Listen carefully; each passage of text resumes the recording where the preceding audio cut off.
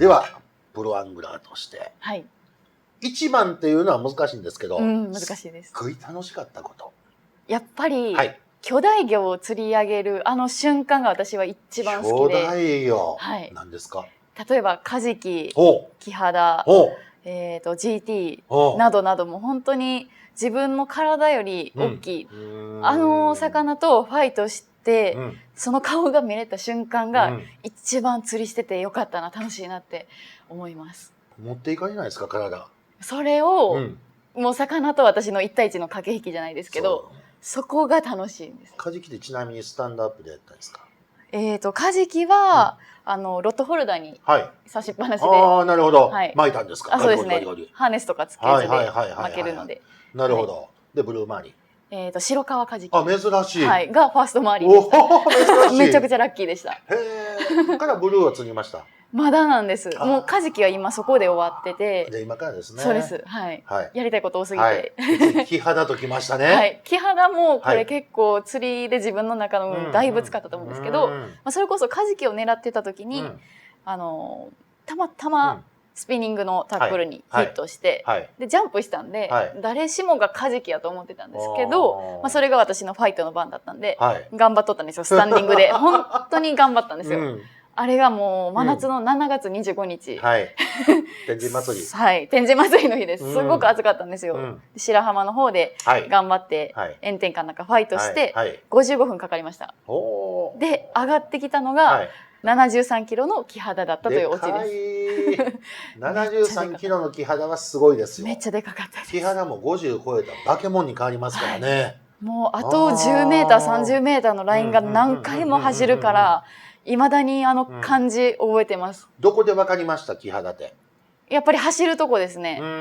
カジキって結構すんなり上がってくると思うんですけど、何回も何回も走るから、で、これカジキじゃないってなって、で、上がってきたらキハダだったという。すごいことです。はい。美味しい方ですよ。美味しい。すごく美味しい方ですよ。へえ、すごい。で、3番目に挙げたのが GT ですけど、どっちの GT ですか？ジャイアントトレバリー。トレバリーの方ですね。はい、GT です。タラじゃないですね。タラじゃないです。はい、ジャイアントタライの向いてますからね。トレバリー。はい。はい、ローニン味。これはですね、私が、ちょうど大学院に入ってる時に、あと2年以内に絶対 GT 釣りたいなってこうふと思ったんですよ、突発的に。なんで GT やったんですか？なんかでかいし面白そうやなっていう、それだけなんですけど。なるほど。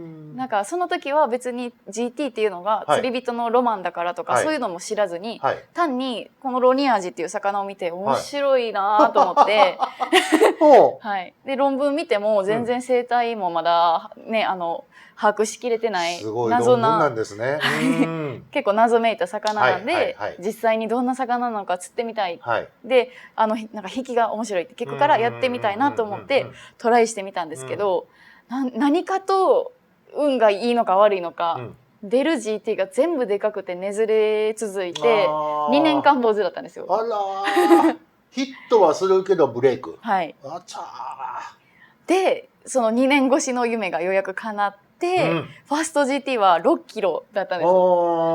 可愛かったんですけど、でも本当に辛い2年間、修行の2年間を得て釣ったので、すごく嬉しくて。あ、それこそ最高の魚ですね。そうですね。メモリーなフィッシュで、でもその1匹おきに、もうバイトは絶対に出せるようになったんですよ、そっから。それもすごいなで、あとは次はフッキングが課題だなっていうので、こう、GT の釣りって他の魚と比べて、段階を追ってステージアップできる釣りだなと思って、それがまた面白いですね。今自分はこの辺にいるんだなっていう、このレベルがやってて見えるというか。確かにフッキングって難しいんですよ。はい。顎の力すごいですからね。単に加えとるだけもありますからね。ありますね。ちょこっと引っかかってね。はい。で、かかったと思いきや、こっちに全力で向いて走ってきたら、ね、バレちゃったりとか、なんかいろんなパターンがあるんで、それがまたいいですよね。もっとノットをこうしたら方がいいのかなとか、まあラインシステム考えたりとか、フックもちょっとこっちにしてみた方がいいのかなとか、自分なりに改善点をこう見直せる機会がたくさんあったんで、それも面白いなと思いました。そうですね。フック特に大事と思います。大事ですね。で今回の沖縄も初めてのエリアだったんで、きっとトカラとか奄美のエリアと違うんだろうなと思ったんで、つけていったルアー全部フック新品に変えて、ああ、いいことと思います。もう万全の体制で整えていったら、やっぱりこの沖縄ってバイト数は少ないんですけど、そのたったワンバイトをものにできたのは、いろんな準備をしていったからかなっていうのは思いますね。準備はしてもしつこさんぐらいありますからね。はい。あれこれ忘れてるって出ますよね。あります。いやいや、本当そうです。準備していってその一本を取ったいうのはもうまさに正しい言葉と思いますよ。ただ今回のその沖縄の GT、釣り具はちゃんと用意していったんですけど、釣りのウェア全部忘れていきました。何ぬーってやつですね。帰ったらソファーに綺麗に丁寧に置いてあって、帰った時絶対写メですよね。写メ撮りましたね。悔しい写メですよね。これだけ用意したのに全部綺麗に忘れてきました。行く時はもう魚やったんですよ、頭。そうですね。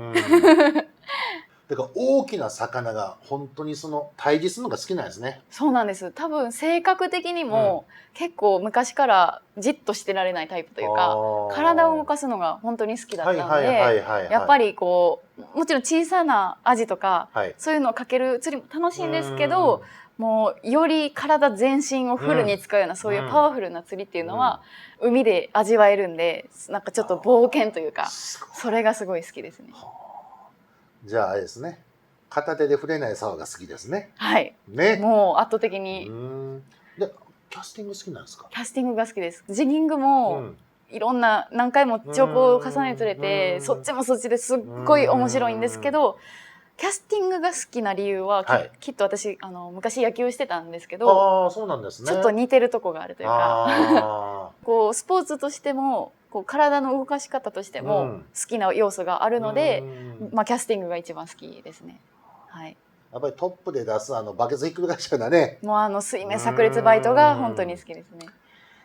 でもその竿のパワーを体で受け止めるのはよほど体力作りと体幹作りを。はい、もう巨大魚、いわゆる大物を釣るための釣り筋トレ、このメニューを組んだ筋トレを、もうかれこれ何年やってるかな。4年ほどですかね、もしかしたらもうやってますね。素晴らしい。巨大魚を釣るための筋トレね。はい。ちゃんとその線につながってますもんね。はい。じゃあ今後もどんどん大きいのに挑戦されると。もちろんです。そういうことですね。他はいないですか？他は。思い出ですか？最近だと琵琶湖のバスも今個人的に再ブーム来てて、去年から結構行ってるんですけど、やっぱり60を釣りたいなと思ってて、まだ60にはかなってないんですけど、やっぱりこうちょっとパワフルな釣りのスタイルが好きなんで、ビッグベイトでバスを釣りたいって思ってたんですよ。でちょうど先月ぐらいですかね、ゴーストで56センチ、今のところ自己記録更新っていう魚が取れたかな。でもまだ60には行ってないから、まだねメモリーには至らないんですけど。60を優先しますか、10ポンドを優先しますか？60ですね。60か、なるほど。魚体自身も全然違いますもんね。急にでかくなります。はい。もうこの前も先週ですかね、池原も行きましたし、今はもうちょっとフィールドも広げながら60を目指したい。池原水どうでした？今の時期すっごいクリアウォーターで、だいぶ入りました。もうだいぶ戻ってました。じゃあいいですね。2月にいた時日から見てました。びっくりするでしょ。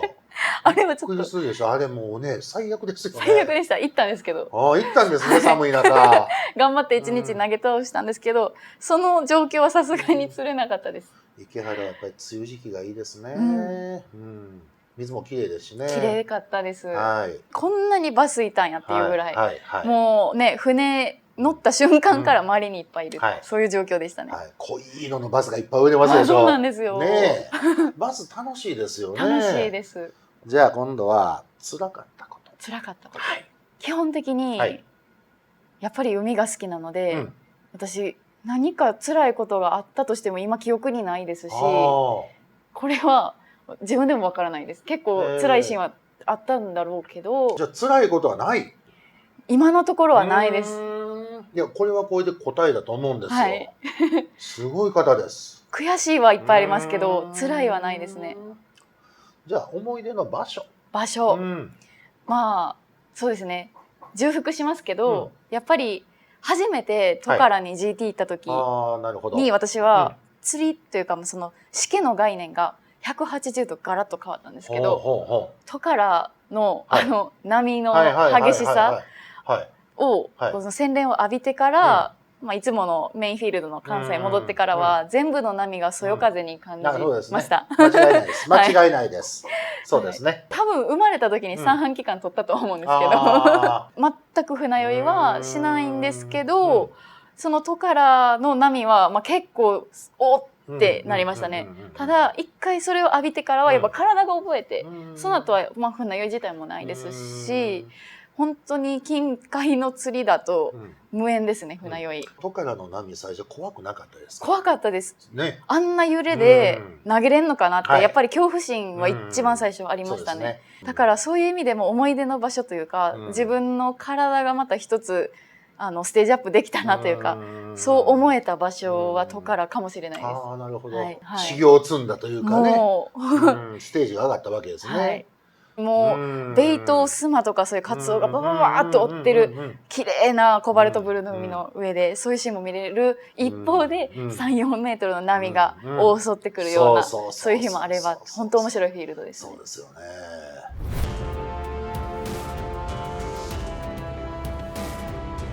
バス釣りとつながるとこが多いんですよ。何してても。もうその時その時でパターンを日々探らないと会えない魚。そうですね。